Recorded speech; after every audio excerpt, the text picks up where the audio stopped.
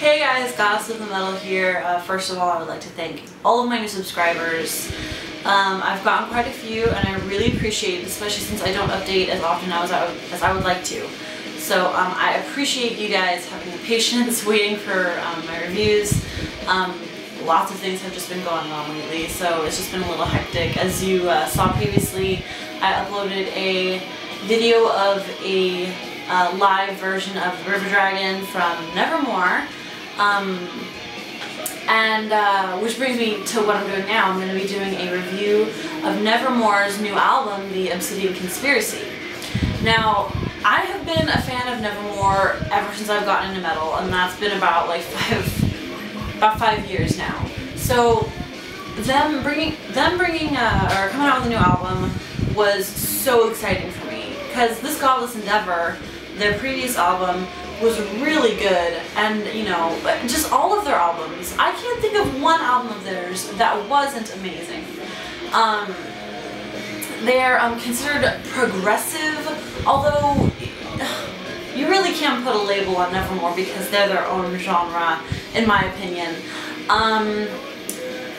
This album, they only had one guitarist, Jeff Loomis, and he is a god. He is my god, and he did an amazing job with all of the guitar work, as he always does. He's just an amazing guitarist, an amazing musician, and along with his great guitar work came Waroldane's vocals. And for those of you who know about Nevermore, you know that Waraldane was a trained operatic vocalist. And so he just has like a really great range, and he knows how to portray emotions through his vocals just amazingly well. Anywho, my brother just walked in, sorry. As I was saying, Waroldane's vocals just are always really powerful, very hard-hitting. And in this album, it was the same. It's still got that punch, you know, it's still got a lot of power behind it, and it's definitely something you really want to listen to, because just the subtle little variations, it just portrays so much, you know, and it's awesome.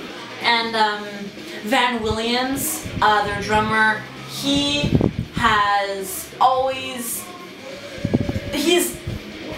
just such an energetic drummer, and he knows what he's doing, and he has fun when he does it, and it's great. He's always been great, and in this album, he gets a little bit more technical, in my opinion. There's a lot more variations in the beats and the time changes and all that. It's really great stuff. Jim Shepard as well, their bassist. He always does a great job, and I got to meet him once. I got to meet Waraldane, and I got to meet Jim Shepard. I've yet to meet Jeff Loomis, although during the concert he did grab my hand for 3 seconds as they were going off stage. That was pretty awesome. I haven't met Van Williams, even though I would love to. These guys have been such inspiration. I mean, I have a Nevermore tattoo on my leg, so maybe I'll get a shot of that later. I'll put it in. But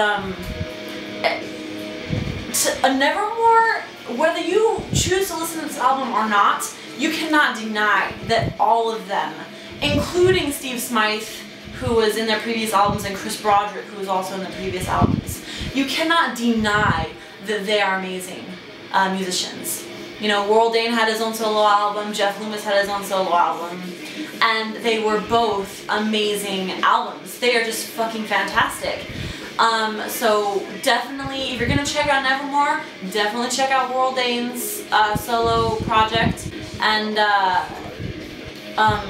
Jeff Loomis's solo project was also really, really, really amazing.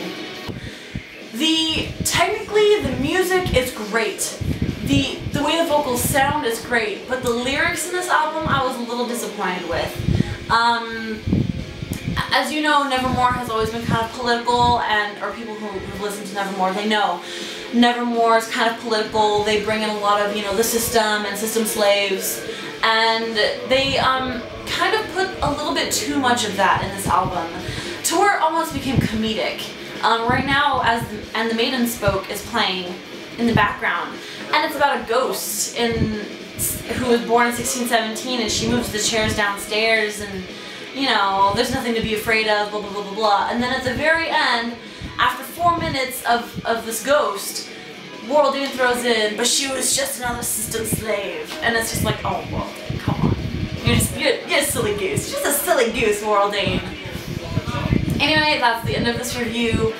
I gave this album, I would give it probably a 4.8 out of 5 because the music is so good, just the vocals, the lyrics are just a little frustrating sometimes.